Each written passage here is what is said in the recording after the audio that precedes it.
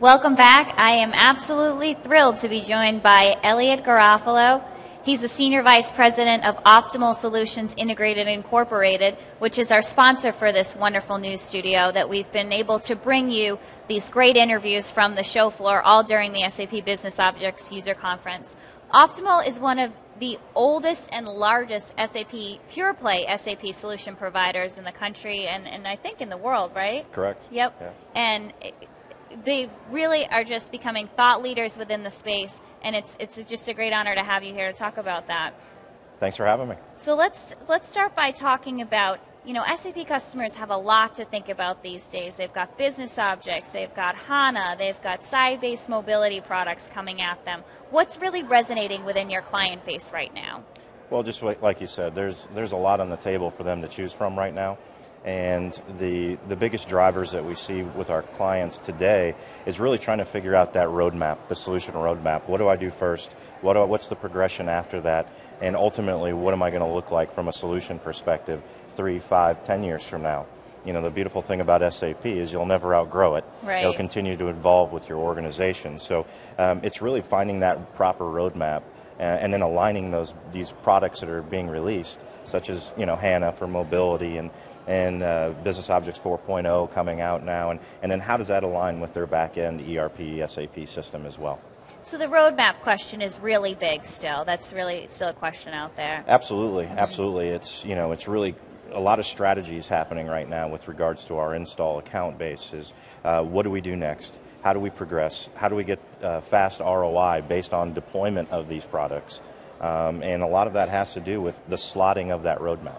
Optimal's always had a good reputation for that, really hitting that customer sentiment of we want to get more value out of what we already have in place. Absolutely. Well, since in the last 3 or 4 years, you also see that's the only way budgets are getting approved.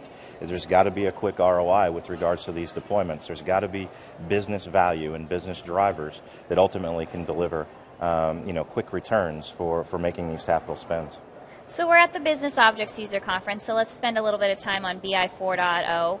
What are some of the new features that are really exciting your clients? The mobility integration with regards to Sybase, so okay. the mobility server.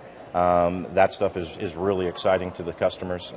Everybody wants to talk about mobility right now, so having that incorporated in 4.0 was certainly a big piece. The other biggest one we're hearing, which was surprising to us, is now the integration of BW with Business Objects 4.0. A lot of our older clients have been investing quite a bit in the Business Warehouse suite of products. And now you can push those reports directly from BW into Business Objects and out without having a separate installation. So that's a really a big piece from that piece. And then the other thing is dashboards. Dashboards are one of those products that you can deploy quickly, get fast ROI, and engulf more end users into your reporting capabilities. And the changing from Excelsius to now the new dashboard product in 4.0 is really something that people are excited about. So are you still calling it Excelsius with your clients, or are you calling it dashboard design, as SAP wishes that we will? It's we try dashboard design, but at the end of the day, it's whatever's going to resonate with the client is what we'll call it. Yeah, that one seems like a stronghold. That was a really, really strong question on Sunday here, was whether they were going to be able to keep that name. So you're a top SAP partner, and SAP's made it pretty clear that by 2015 they want to have 1 billion customers, worldwide. And the partners have to be a big part of that. They've been very open about saying we can't develop everything ourselves. We need to extend this open ecosystem. I'm wondering, as an SAP partner for almost 20 years now, what have you seen change when Bill McDermott and Jim Hagemann-Snabe took over? It's the first time, and I've been in the ecosystem for close to 15 years now. It's the first time I've seen a true commitment to that indirect partner channel. The enablement programs they put into place with regards to bringing us up to speed on how to better sell licensing, on direct to the clients from the partner base, to value engineering, creating the business justification with our clients. All the tools that SAP has in their hands, they've enabled into the partners' hands now. And on top of that, they're continuing to fund with regards to marketing dollars and things like that so that we can, again, reach more opportunities, within the prospect base, but also enable us to scale our businesses. Because like you said, the only way to get there is going to be through that partner channel. Having more feet out there, having more presence out there, and to do that, they really have to enable us to scale. And you're a strong SAP partner as well, so you can talk about what maybe needs to be improved in the partner program. What do you think? Well, I think that sometimes too much is not always a good thing.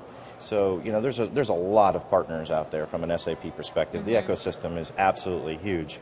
So I think one of the things we've seen that we know is moving in the right direction is really allowing those partners to have more focus with regard, whether that's an industry vertical, maybe it's within the product suite, but maintaining the discipline within those focuses. We see as a step in the right direction to helping us make sure that we're all doing the right thing out there for the client. That's good to hear because, while SAP doesn't have a big channel like Microsoft or, another vendor like that, it's always had a reputation for having a very strong, focused channel. So that's good to hear that everybody sort of has their place. Yeah, and it's essential, right? Right? So we're not stepping on top of each other, and the idea is being able to have that focus while integrating and working with our SAP counterparts and making sure that our customers have the right information, the best information, so they can make the best possible decision, which we all know is going to be SAP. Well, that's a great note to end on. Thank you so much, Elliott, for joining us. Thanks for having me. Great conversation. Up next, my colleague Tom Welgum is going to talk with SAP's Nick Smith. Don't miss that one. There'll be some great live demos. Stay tuned. Well said. Thanks. Good job. Appreciate it. Yeah. Oh, we got to...